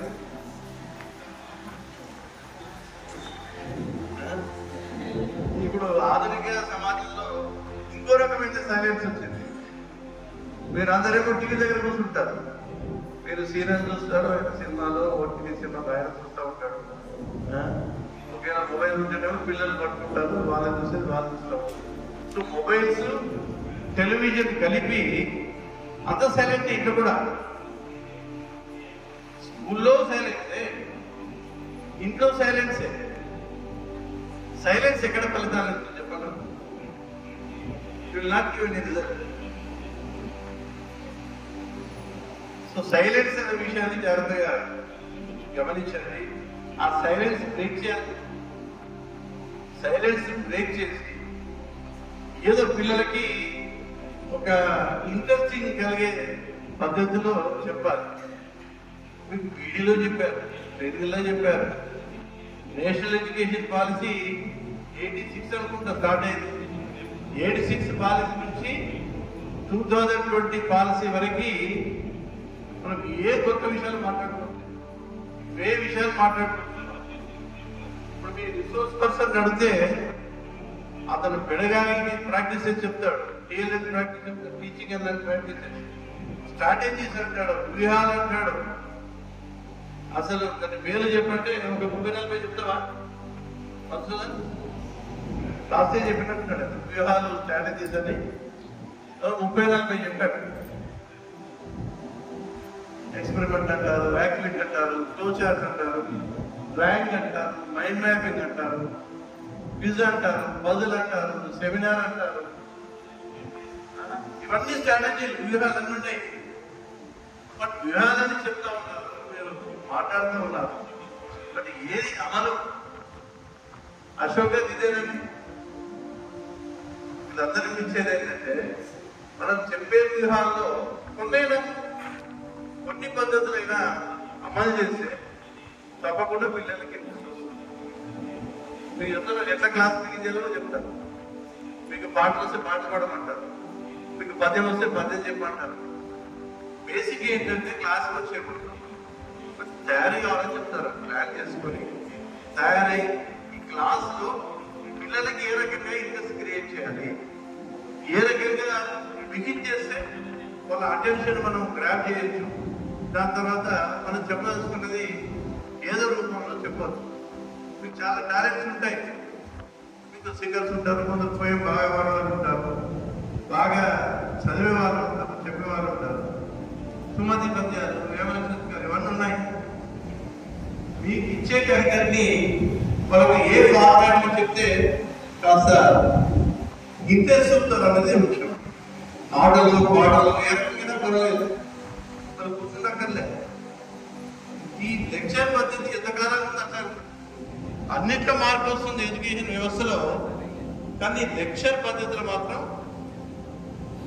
మార్పు లేదు. లెక్చర్ పద్ధతి తప్ప మీరు ఏదన్నా వ్యూహం అవలంబించి పిల్లల్ని ఎంగేజ్ చేయండి, ఇంటరాక్ట్ చేయండి, వాళ్ళకు అసలు అర్థమైనట్టు చెప్పండి. అంటే ఇది 10th క్లాస్లో చేసేది కాదు. మనకి ఏం జరిగినా 6th క్లాస్ నుంచే మెల్లమెల్లగా చదివితే 10th క్లాస్ వరకు మనకి బాగా ఇంప్రూవ్మెంట్ వస్తుంది.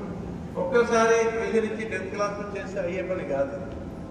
మీరు 6th నుంచి 10th వరకు చెప్తారా? మెజారిటీ 6th నుంచి 10th వరకు చెప్తారు. First you have to start with 6 only. 6th క్లాస్లో మీరు 6th స్టాండర్డ్ వాళ్ళకి ఇవ్వగలిగితే ఆటోమేటిక్గా అయిపోతుంది. 6th నుంచి 7th వచ్చినప్పుడు మీరు ఏమంటారంటే ప్రీ రిక్విజిట్సా? క్లాస్కు ప్రీ రిక్విజిట్, ఇయర్ ఎంటైనా కూడా ప్రీ రిక్విజిటే కదా. సీరియల్ చూస్తూ ఉంటాం ఓటీటీలో.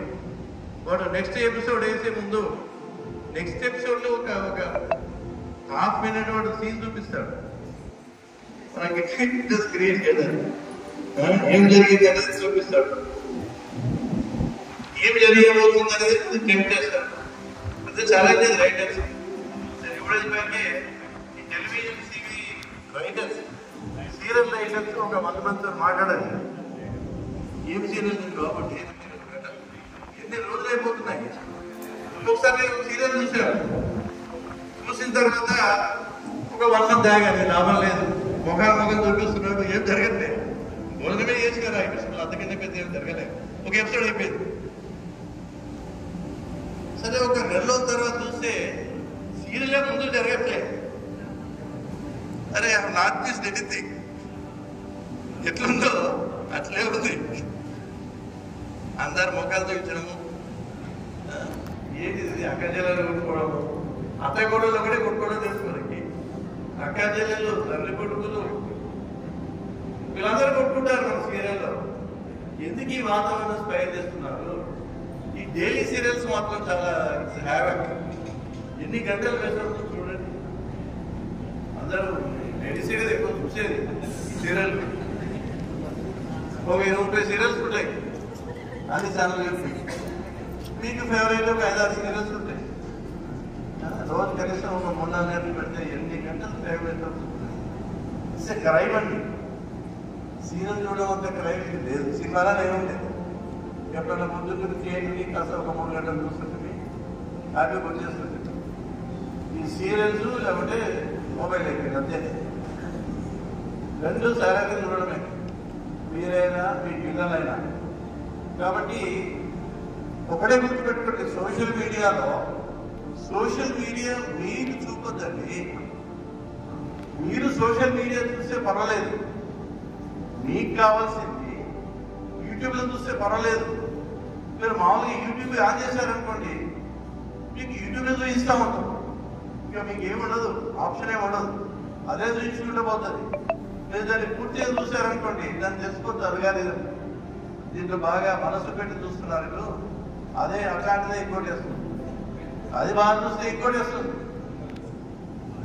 It's a commercial matrix. Algorithms ఇవే ఏం లేదు. అల్గారిథమ్స్ ఏంటంటే మీకు ఇంట్రెస్ట్ మీకు చూపిస్తుంది. మీకు చూసినప్పుడు బాగా ఇంట్రెస్ట్ ఉంటుంది, మీకు డోపమిన్ హిట్స్ వస్తాయి. టక్క డోపమిన్ రిలీజ్ అయింది కాబట్టి మీరు మళ్ళా చూస్తూనే ఉంటారు. మీరు చూస్తామంటే మనకి యాడ్ రెవెన్యూ పెరిగిపోతా ఉంది. వాళ్ళు కోట్లు సంపాదిస్తున్నారు, మనకేం లేదు. ఊరికే క్రైమ్. ఎందుకంటే బ్రహ్మాండంగా రాసుకోవచ్చు. మీరే సినిమాలో కథలు రాయలేరా? బ్రహ్మాండంగా రాయచ్చు. ఏం లేదు దాంట్లో, ఏముందని దాంట్లో ఒక సీరియల్ చూడండి, ఏం డైలాగ్స్ ఉంటే ఊహించుకో, ఒక డైలాగ్ రాయండి, ఈజీగా రాయచ్చు. మీరు పెద్ద బ్రహ్మ విద్య కాదు. వాళ్ళకి ఒక ఎపిసోడ్కి డైలీ సీరియల్లో ఎంత ఇస్తారన్నది 4 వేలు ఇస్తారు. మీ పిల్లల్ని కూడా ఈ సోషల్ మీడియా నుంచి కొంచెం రక్షించుకుంటేనే మనకి విముక్తి కలుగుతుంది. లేకుంటే చాలా ఇబ్బంది ఎదుర్కొనే పరిస్థితులు మనకున్నాయి. వాటిని వాడు కోట్లు సంపాదించుకుంటారు. మనకి యాడ్ రెవెన్యూ ఇప్పుడు ఎంత చూస్తే అంత యాడ్ రెవెన్యూ. కార్పొరేట్ బాడీస్ కదా, మనం చాలా ప్రోగ్రామ్ పెట్టుకున్నాము, అన్ని చేస్తూ ఉన్నాం. కానీ పెడగామిక్ ప్రాక్టీసెస్ ఏదైతే మనం చదువుకున్నామో వాటిని ఇంప్లిమెంట్ చేయమని నా పిల్లలు అంతకంటే ఏం లేదు. ఏ రకంగా చేస్తే ఎఫెక్టివ్గా చేయాలని మనం చెప్తారు. రెండవ అంశం, అదేదో ఇంగ్లీష్ మీడియం అంటారు. ఇంగ్లీష్ మీడియం అయిపోయి సంవత్సరాలు జరగబోతుంది. ఎస్సీఆర్టీ వాళ్ళు మీరు దయచేసి బైలింగ్వల్ పుస్తకాలు చేశారు. తెలుగులో ఉంది, ఇంగ్లీష్లో ఉంది. మెల్లమెల్లగా తెలుగులో చెప్తూ ఇంగ్లీష్ పోవాలన్న ఉద్దేశం. ఇంగ్లీష్ పోతున్నారా లేదా, పోగలుగుతున్నారా అనేది $1 మిలియన్ క్వశ్చన్. ఎందుకంటే అంత తెలుగు మీడియంలో చదివి తెలుగు మీడియంలో 2 సంవత్సరాలు టీచింగ్ చేసిన తర్వాత ఇంగ్లీష్లో వీళ్ళకి చెప్పాలని కానీ దాంట్లో చెప్పదే మన పిల్లలకి ఇంగ్లీష్ కాదు. They will not be able to compete with other children in private schools. ఇది చాలా ఎలిగెంట్. మీరు మెల్లిమెల్లిగా తప్పకుండా ఇంగ్లీష్ మీడియంలో ఎఫెక్ట్గా చెప్పడం తెలుసుకున్నాను. అదొక ఆబ్జెక్టివ్. అందుకోసమే వచ్చాము. పూర్తి సమయాన్ని వాళ్ళు తప్పకుండా ఇస్తారు.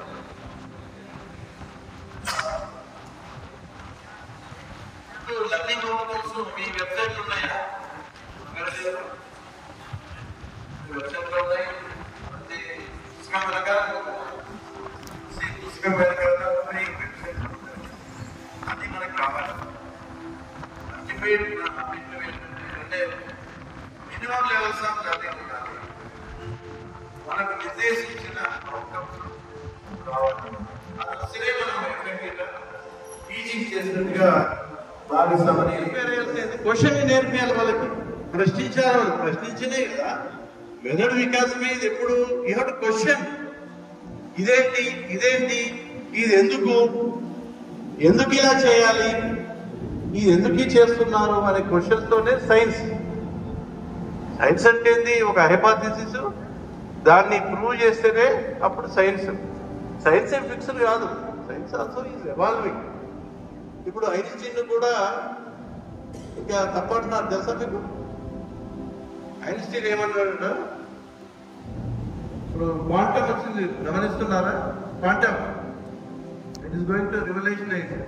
ఇప్పుడు artificial intelligence and quantum computers రాబోతున్నాయి. క్వాంటమ్ వచ్చిందంటే అది ఇమాజిన్ చేయలేము. మన ప్రపంచం ఒక 1 or 2 decades తర్వాత ఎట్లా ఉంటుందో మనం ఇమాజిన్ చేయలేము.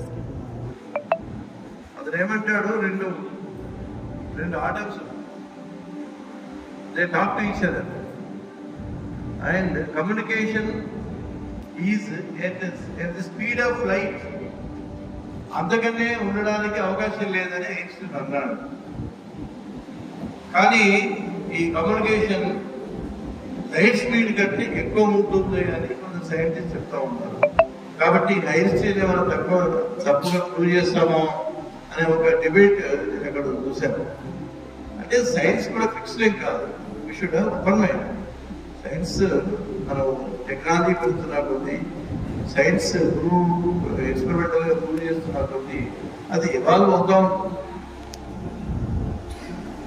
బయాలజీ వాళ్ళు ఎంతమంది ఉన్నారు?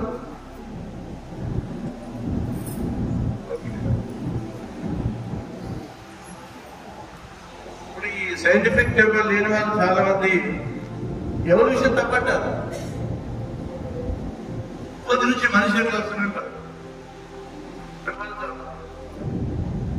బయాలజీ కదా. నేను అంటాను, కోతి నుంచి మనిషి ఎట్లా వస్తుంది? కోతి ఆనంద మనిషి కోతి నుంచి మనిషి వచ్చిందా? పెద్ద జోకి అంటా ఉన్నారు. ఎవరు బయట ఎవరు ఆన్సర్ చేశారు? నాకు నమ్మకం లేదు, తప్పంటా.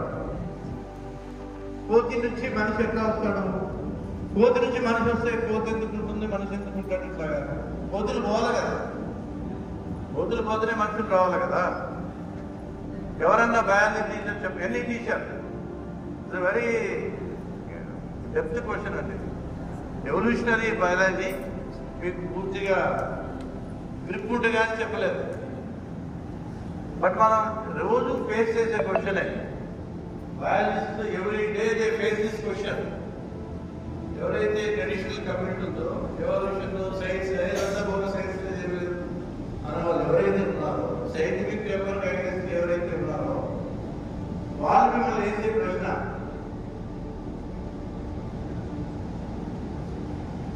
anybody అండి?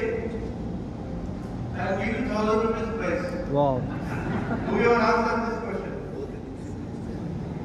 It's a question related to evolutionary biology.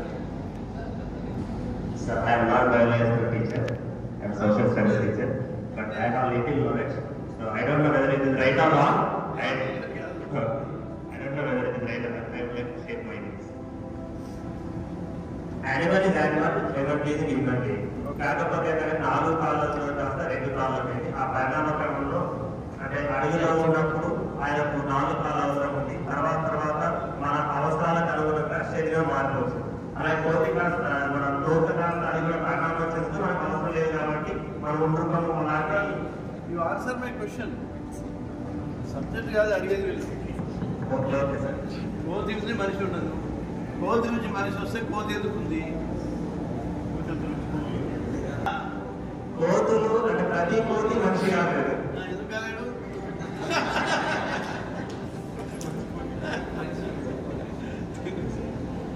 అంటే మన అవసరాల మేరకు ఆ యొక్క అవయవాలలో మార్పు వచ్చి 4 కాళ్ళు కాస్త 2 కాళ్ళు అయితే నేను అనుకుంటున్నాను సార్. ఓకే, ఇంకా పూర్తిగా నాకు తెలిసిన వరకైతే. Good effort. ఎనిబడి అండి? కాదు కదా. Out of interest I am asking this question, which is very, very important question to understand the process of evolution.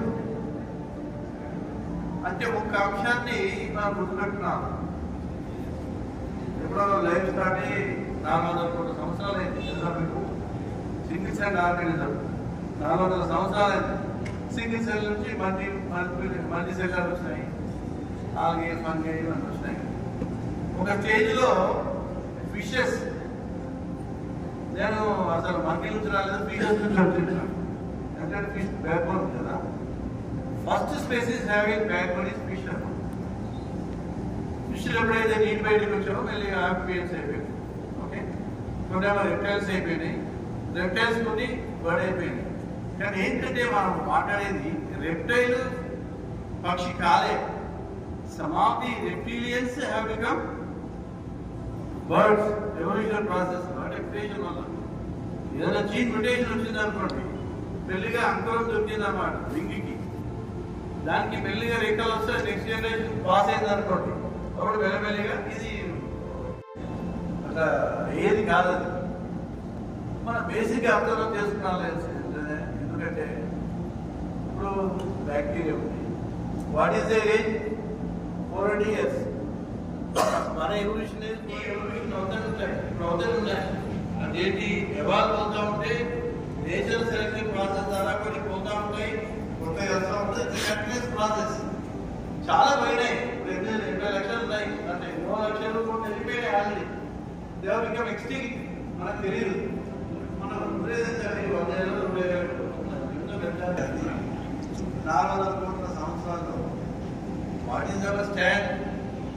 But we must be proud that being standing on this earth, so called small planet మనం అనేది మనం question చేయగలుగుతున్నాము. We are able to extract answers.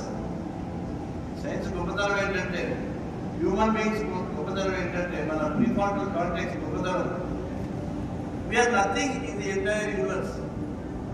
భూమి మీద ఉన్నాం. అట్లాగే అది sentence పెడితే ఒక 10 days కంటిన్యూస్ గా నథింగ్. బట్ మనకి ఎందుకు కాబట్టి ఒక 100 కోట్లు రాగానే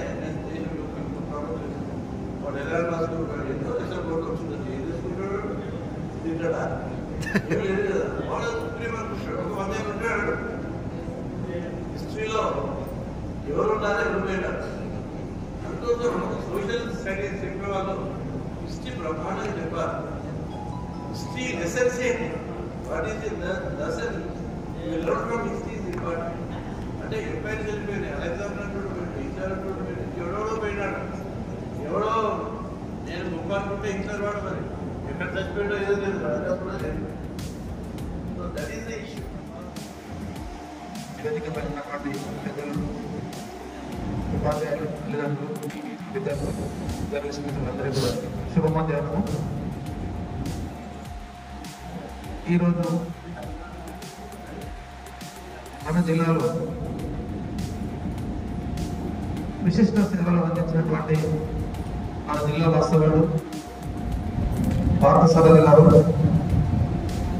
చిట్లప్రమిళ జీవనదాస్ మెమోరియల్ ట్రస్ట్ ద్వారా 10వ తరగతి మరియు ఇంటర్మీడియట్లో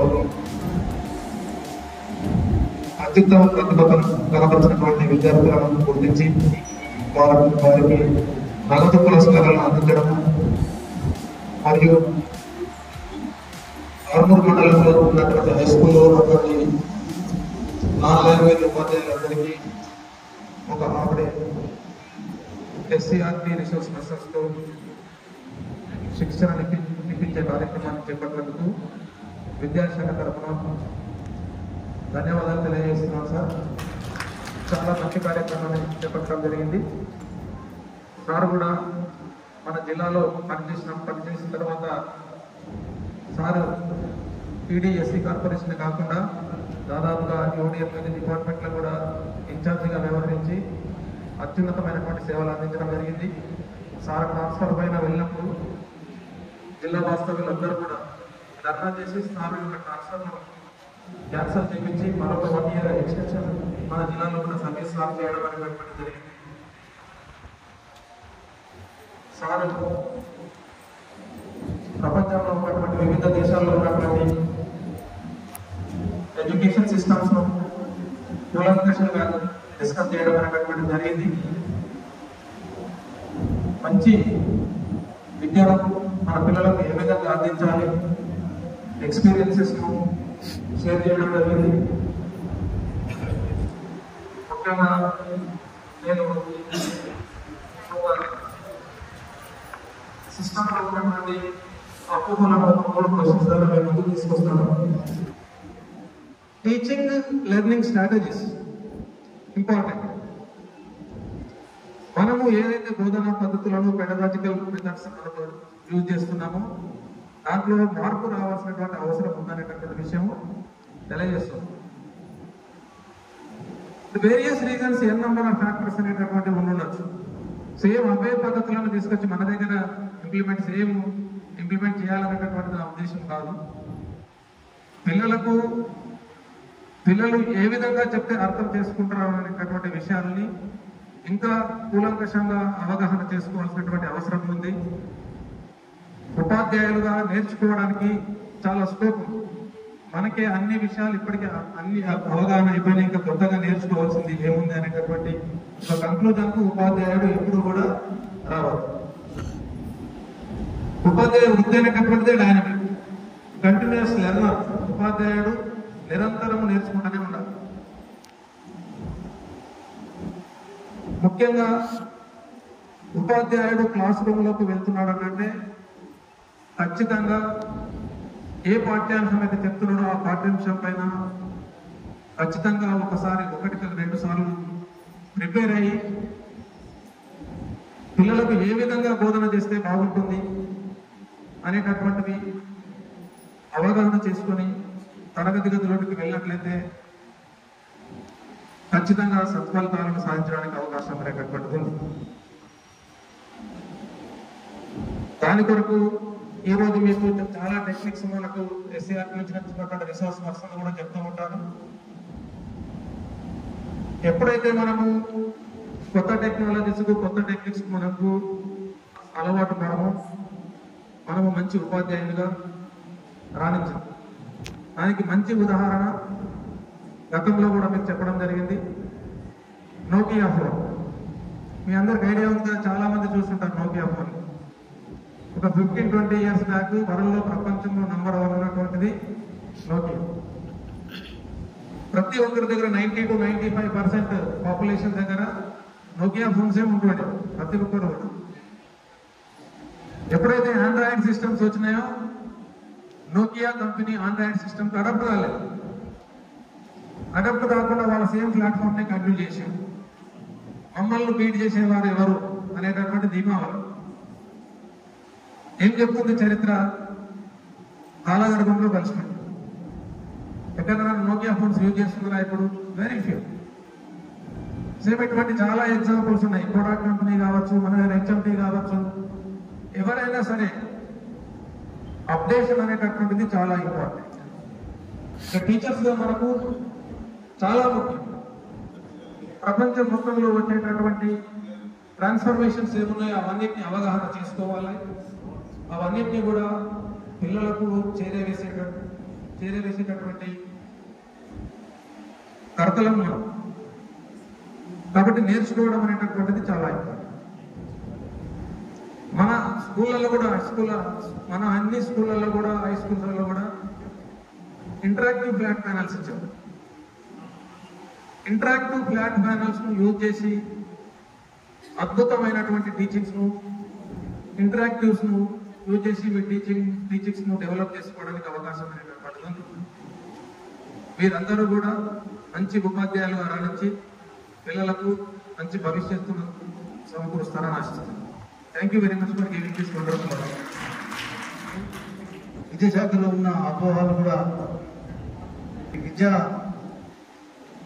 శాఖ యొక్క గొప్పతనాన్ని, విద్యార్థుల యొక్క కర్తవ్యాన్ని బోధించినటువంటి మా సుప్రీం విద్యాశాఖ అధికారి అశోక్ సార్ గారికి మరి ఈ సభాపక్షాన ప్రత్యేకంగా వందనాలు తెలియజేసుకుంటున్నాం సార్. ఇప్పుడు పెద్దలు ఎస్సీఆర్టీ బంగారెడ్డి సార్ గారిని ఈ కార్యక్రమాన్ని ఉద్దేశించి అమూల్యమైన సందేశం ఇవ్వవలసిందిగా ఆహ్వానిస్తున్నాం sir. Welcome. Good afternoon everyone. ఈరోజు ఈ కార్యక్రమానికి మూలమైనటువంటి వ్యక్తి శ్రీ పార్థసారథి ఐఏఎస్ రిటైర్డ్ మాజీ ఎలక్షన్ కమిషన్ చైర్పర్సన్ గారు, డిఓ గారు, అశోక్ గారు, MUO గారు, other officials and my SCRT team. And thank you very much sir for inviting us to interact with the teachers directly. In fact, I must say thanks to my director also, because he has sent this team to you to interact with you.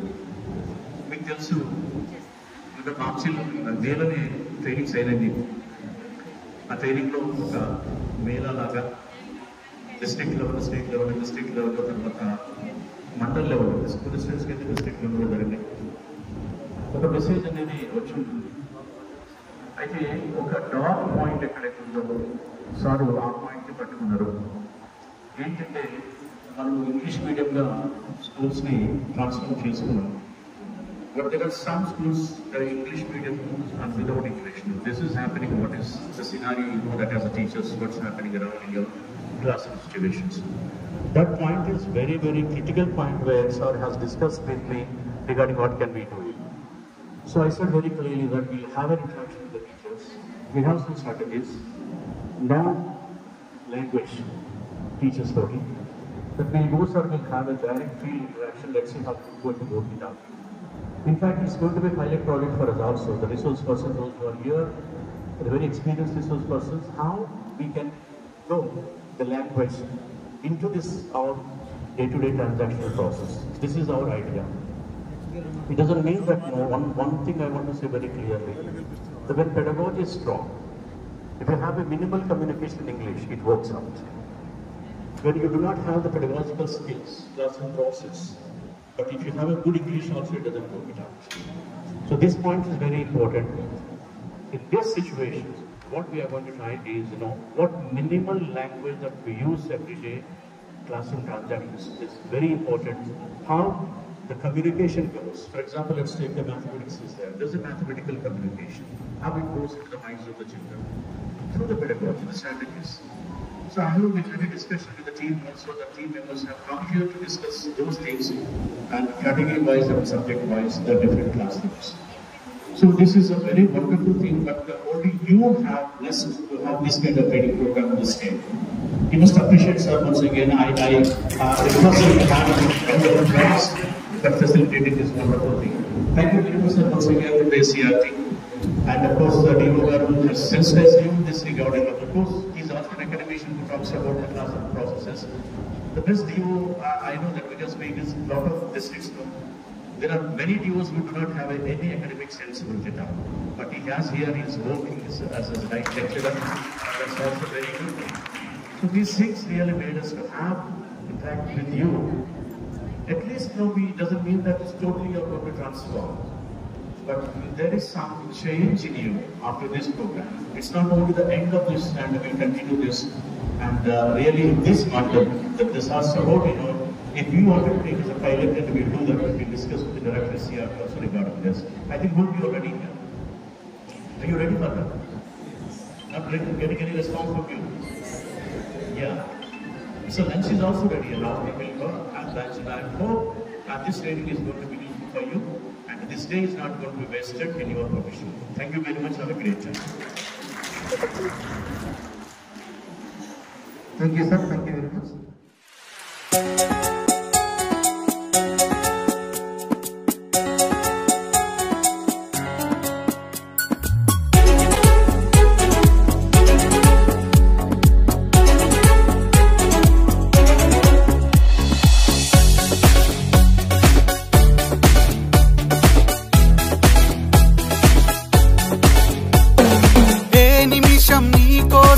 ఆగదు సోదరా, సందేశం ఇస్తుంది సమయం నీకేరా.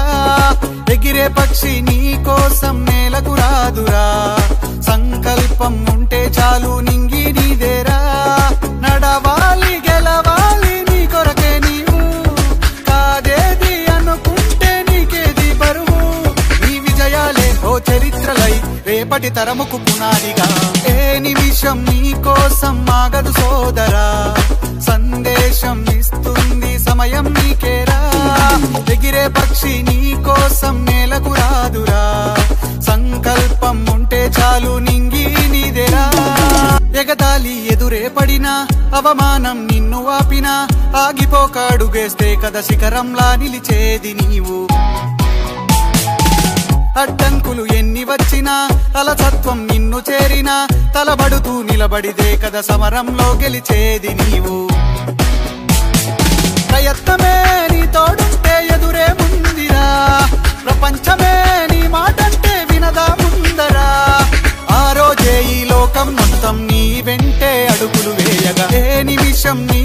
కోసం ఆగదు సోదరా, సందేశం ఇస్తుంది సమయం నీకేరా. ఎగిరే పక్షి నీ కోసం నేలకు రాదురా, సంకల్పం ఉంటే చాలు నింగి నీదేరా.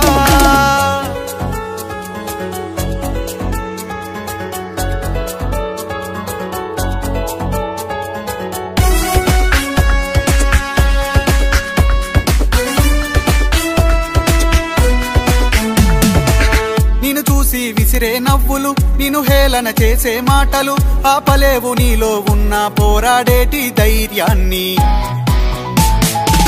నీ కోసం చేసే కుట్రలు, నీపైనే వేసే నిందలు దాచలేవు నీతో ఉన్న కొట్లాడేటి స్థైర్యాన్ని. ఈ శక్తిని మనలో నింపే మాటలు కావాలి, ఆ వేదిక ఉన్నది పదరా ముందుకు సాగాలి. ఏ నిమిషం నీ కోసం ఆగదు సోదరా, సందేశం ఇస్తుంది సమయం నీకేరా. ఎగిరే పక్షి నీ కోసం నేలకు రాదురా, సంకల్పం ఉంటే చాలు నింగి నీదేరా. ఏ నిమిషం నీ కోసం ఆగదు సోదరా, సందేశం ఇస్తుంది సమయం నీకేరా. ఎగిరే పక్షి నీ కోసం నేలకు రాదురా, సంకల్పం ఉంటే చాలు నింగి నీదేరా. నడవాలి గెలవాలి నీ కొరకే నీవు, కాదేది అనుకుంటే నీకేది బరువు. గురు బ్రహ్మ గురు విష్ణు గురుదేవో మహేశ్వర, గురు సాక్షాత్ పరబ్రహ్మ తస్మై శ్రీ గురవే నమః.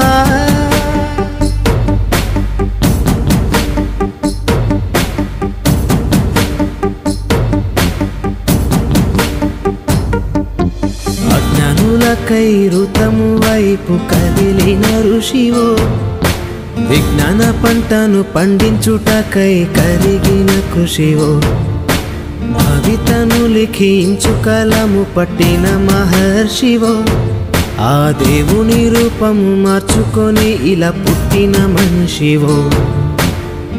కన్ను పెగు ముడికి రాత రాసినోడు బ్రహ్మైతే, బ్రతుకు రాత రాసిన నువ్వు మరో బ్రహ్మవో.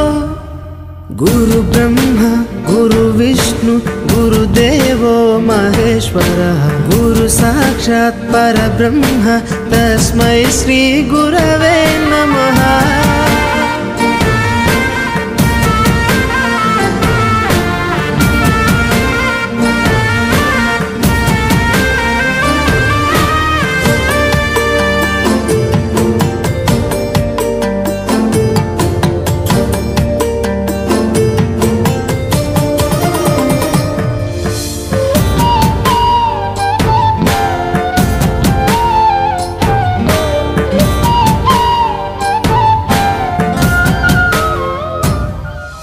గమ్యము చేరే దారి తెలియని నావలాంటి మా స్థితిని నడి సంద్రము నుంచి బోధన చేసి ఒడ్డుకు చేర్చావు.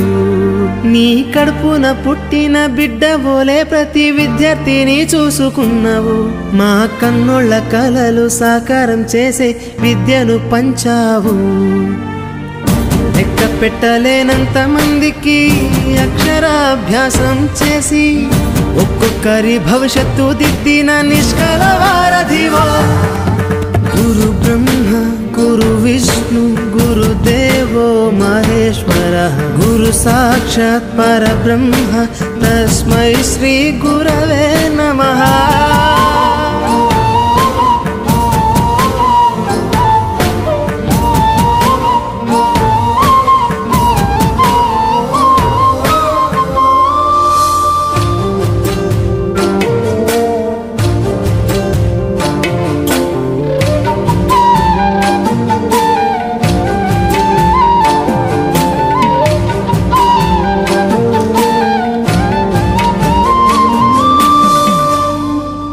బంధాలన్నీ తరగతి గది బయట వదిలి రాళ్లను శిల్పాలుగా చెక్కే శిల్పివి.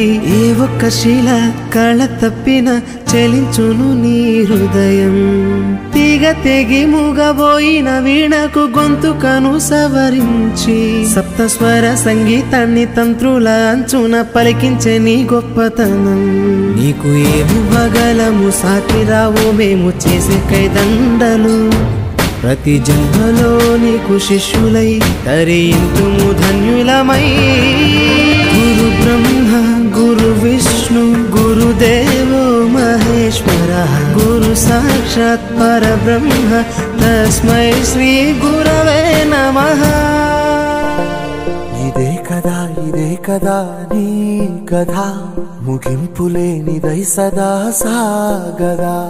ఇదే కదా నీ కథ ముగింపులేనిదై సదా సాగదా.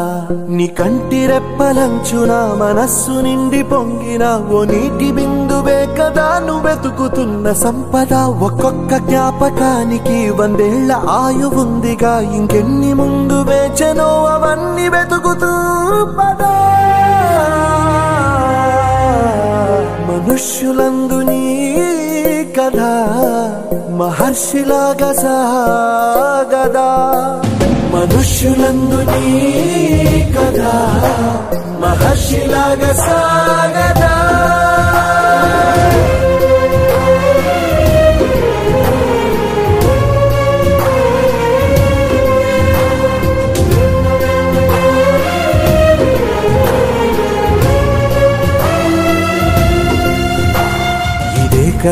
ఇదే కదా నీ కథ ముగింపులేనిదై సదా సాగదా. ఇదే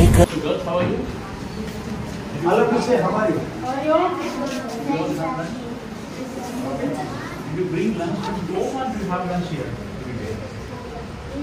You know, it's tasty.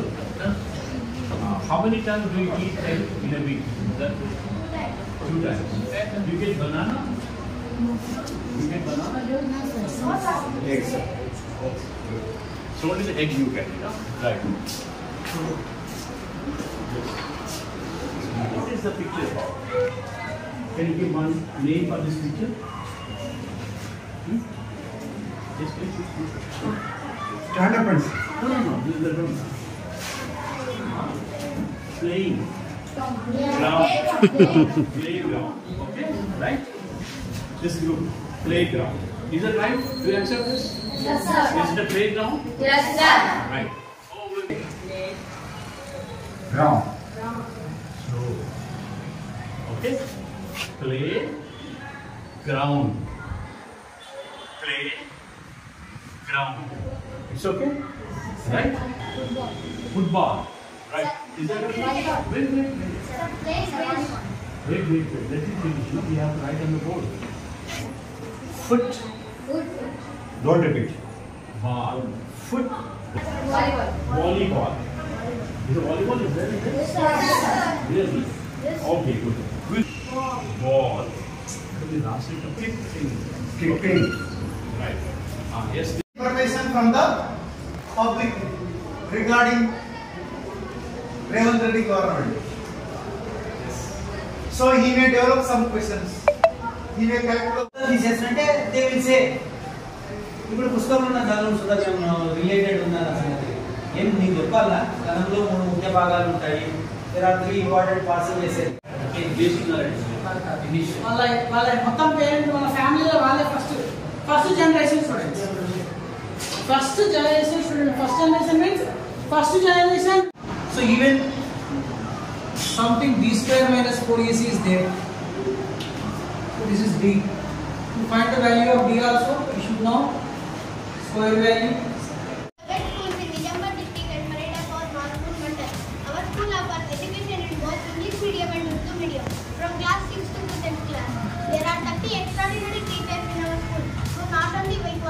But also content caring.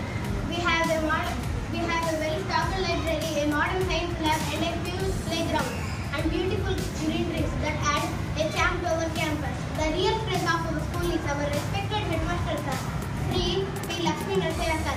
He is a state best teacher awardee and a true inspiration for all of us. Good. Okay. Give a big round. Thank you very much, sir. On behalf of the social teachers to Sri Ratanga Panireddy sir, to be easy to understand the issues, and we have clarified so many doubts in the session. Thank you very much. And I think this type of session should be continued in the future. Knowledge building also that should be used. Find our teach the subject very easy. Thank you very much for ఇదే కదా నీ కథ ముగింపులేనిదై సదా సాగదా ఇదే కదా నీ కథ ముగింపులేనిదై సదా సాగదా నీ కంటి రెప్పలంచున మనస్సు నిండి పొంగిన ఓ నీటి బిందువే కదా నువ్వెతుకుతున్న సంపద ఒక్కొక్క జ్ఞాపకానికి 100 ఏళ్ల ఆయువుందిగా ఇంకెన్ని ముందు వేచనో అవన్నీ వెతుకుతూ పదా మనుష్యులందు నీ కథ మహర్షిలాగా సాగదా మనుష్యులందు నీ కథ మహర్షిలాగా సాగదా